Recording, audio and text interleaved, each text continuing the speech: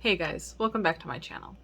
Today I want to talk about something witchy, specifically the deity that I work with. I know I mentioned him in my altar tour, I went over him a little bit, and I know he can be a little confusing, so I wanted to expand on it. Because, I don't know, I find the process that I used to start working with him very interesting, and I thought maybe you'd find that interesting. So yeah, let's get started. I want to preface this by saying that I am a pantheist. I believe that everything is divine and there is no one creator god. And that can make it kind of weird when I say that I work with a god because it sounds contradictory, but I don't really think it is. I consider all deities to be like facets of the divine, just like a human being would be a facet of the divine, but also the deities that people have conjured up with their consciousnesses. I feel like deities came from humans need to worship something, need to honor something, and they generated these beings through human consciousness that are just facets of the divine like everything else, but they can serve purposes and they can have personalities and they can have power, but they wouldn't exist without humanity. At least that's what I believe. I mentioned this in my altar tour, but I created, brought into being, invented my own deity. I decided that I wanted to honor a certain concept, and then I just decided that I was going to honor it as a deity, that I was going to worship it, that I was going to pray to it, to devote things to it. And I think it's worked out pretty well for me because I feel connected to him. I feel like he cares about me through the power that I've invested into him by worshiping him and praying to him. And it's a great mutual relationship. And I feel like it shouldn't be discounted just because I'm the only person who worships him. I'm perfectly fine with being the only person who worships him. It's not something that bothers me. I think that deities that have been around for centuries, for millennia, and are worshipped like around the world for so long and have so much power are still just as valid as the god that I created, because they all had to come from somewhere. In my opinion, like, humans invented all the gods, so what's wrong with me inventing another one? That's just, my worldview. The deity that I worship is named Hyperion. He is named after the father of the Greek god Helios, the sun god, because I consider him to be a representation of the star or stars that came before the solar system, that made all the matter in the solar system. Because we had to come from somewhere, and all of the elements in the universe, besides hydrogen and helium and a little bit of lithium, all came from star explosions. So we wouldn't exist without the explosion of a star. And, when scientists say, we are star stuff, it's the star that my star stuff comes from. And I consider that kind of like a creator deity. I figure, without those stars or that star, I wouldn't exist. So that's my origin. That's where I came from. And that's where we all came from. Everything on Earth, everywhere people have ever expanded their technology to, was created in the heart and the explosion of a star or stars that came before the solar system. And Hyperion is that concept. He is the originator. He is the first. He is before all of us. And I wanted to, honor a creator, not in like a personal god kind of, he cares about me and he's gonna judge me and like he wants what's best for me. I believe that my deity does want what's best for me, but not in a in an overall, like, not in a theistic way, not in a Christian way, you know? He's more of a concept than an actual person. I don't believe he has a physical form. I don't believe he is anything but a ball of plasma. It's the concept that I want to work with. And to be honest, it just brings me comfort and joy to give my thanks and have gratitude for something beyond me, for something that is responsible for the creation of me, even though I obviously don't think he had an active responsibility and an active participation in my creation. He's just a star. But like I said, it's the concept. I wanted to, connect with the all. I wanted something to connect me to everything else and connect me to humanity and the world. And we all come from the same place. And that's how I decided that, I want to. I don't miss Christianity. I used to be a Christian since I was like a child. And then about when I was 10 years old, I stopped really believing, but I didn't realize I was an atheist until I was like 19. But honestly, I hadn't been a Christian since I was like 10 years old. But I enjoyed the idea of honoring something greater than myself. It's just that I didn't believe that there was an actual person, an actual consciousness that personally cared about me, because if I wasn't perfect for him, I was going to go to hell. And I'm okay with not being a Christian. I'm okay with not having that. I have everything I need now. I have all of the comfort and all of the desire for connection that I didn't really have when I was a Christian. I have what I need now. I have names for him. I call him the Cosmic Creator or the Divine Origin. I've written prayers for him that I'm really proud of, and I treat him like anyone would treat a deity. I treat him with honor and respect and reverence, and I feel like he gives me comfort and love back, and really that's all you can ask for. I don't care if it sounds silly to some people, because I get comfort from it. It makes me happy, and it's not hurting anybody. So isn't that all you want? It's something that makes you feel good and isn't hurting anybody. Like I said, I pray to him regularly. I've written prayers. I have prayer beads, the whole shebang. It really is a meditative experience when I pray.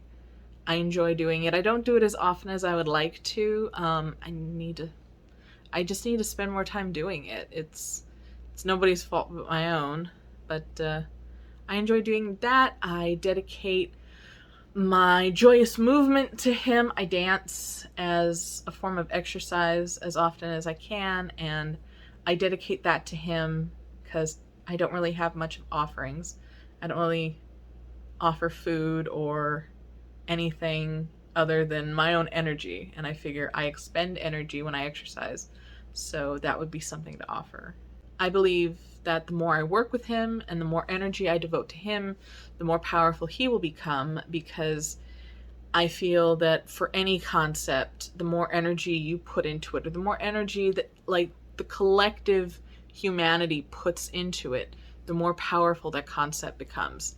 Like social constructs aren't really anything. They don't exist outside of humanity, but we give them power.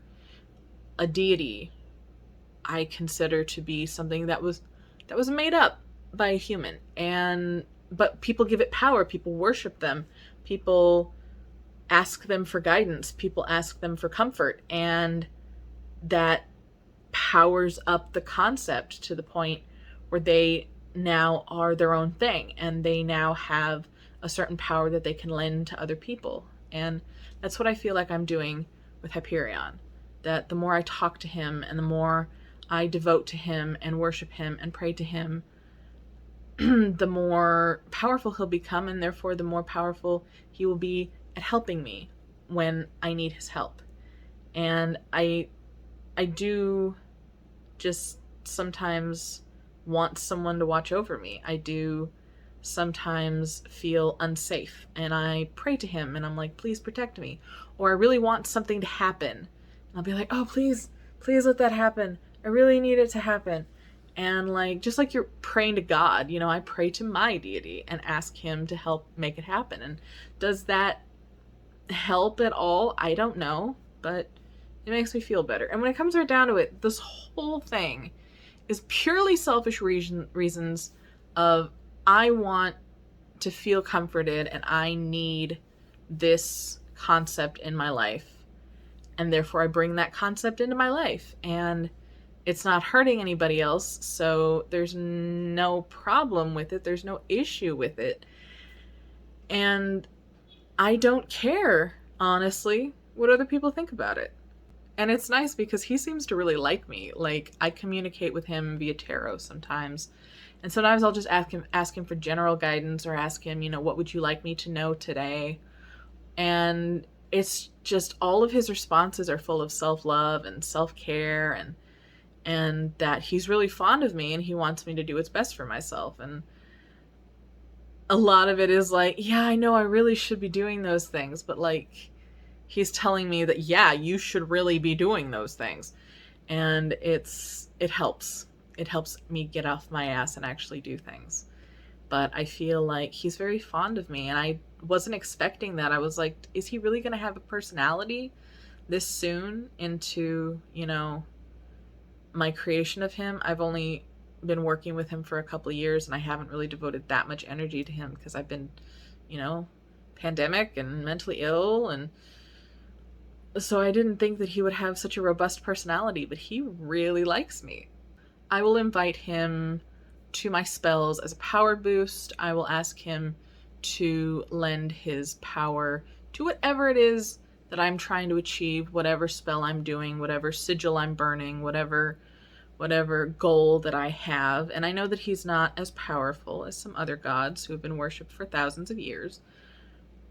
But, you know, anything helps. And I feel like just asking him to do those things gives him more power, because I'm devoting more energy into him, which in turn gives him more power.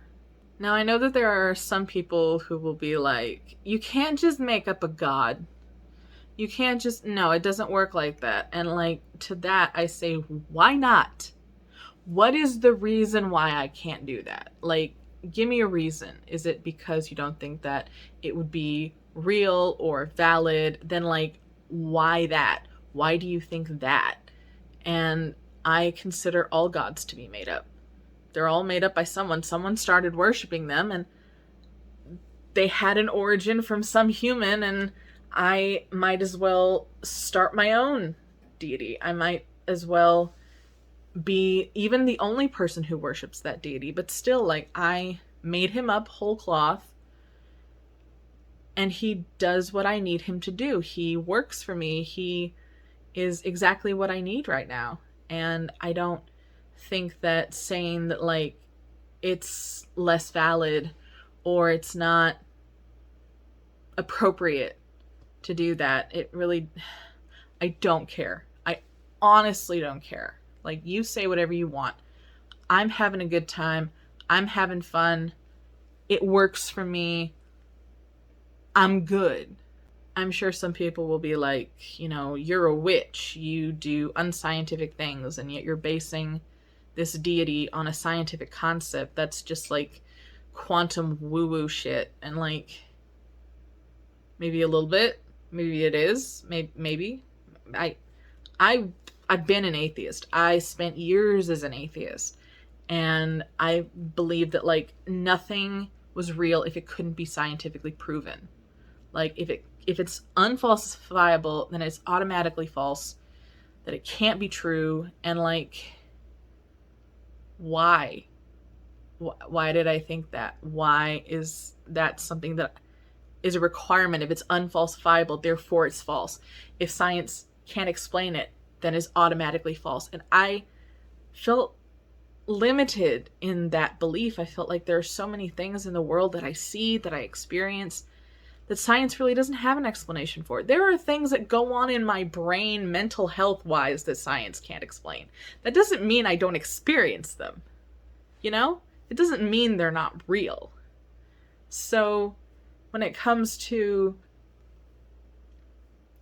witchy stuff and deities and divination and all of this stuff that can't be proven or disproven, and therefore is, you know, not scientific and not real and like not valid, and, you know, why would you believe something that can't be proven? Like, 'cause I want to. I can't force myself to believe anything, but I can decide that it's okay to believe something.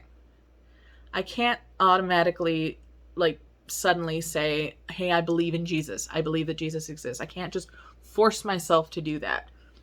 But I can say that, like, it's okay to believe things that don't have scientific explanations. It's okay to accept that there are some things that will never be explained, at least with the technology that we have now. And maybe in the future, it will be explained. Maybe in the future we will have the technology. You know, any sufficiently advanced technology is indistinguishable from magic, you know? It could be explained someday, and I wouldn't put it past science to do that. But just because currently it's unfalsifiable and currently science can't explain it, doesn't mean that it's a ridiculous belief. It doesn't mean that it's lesser, or that I'm weak or weak-minded for believing things that I can't prove. So that's Hyperion. That's the deity that I work with. That's a deity that I invented, and I like him a lot, and he likes me. And I thought, you know, you might find this interesting if you're interested in worshiping a concept that doesn't have its own deity, that doesn't have its own following. Like, go ahead and do it. No one's gonna stop you. You're not hurting anybody by doing that. If it works for you, freaking go for it. This is all about self-health and self-love and doing what's comforting for you and doing what makes you feel good. And if it's not hurting anyone, do whatever the fuck you want, man. It's not that deep. It's not that serious. You can do whatever you want. And I do whatever I want. Well, thank you for watching. I hope you enjoyed this. If you liked my content, consider liking and subscribing. I put out new videos every Wednesday and Saturday. Thank you for watching. Have a great day, and I will talk to you guys later. Mwah!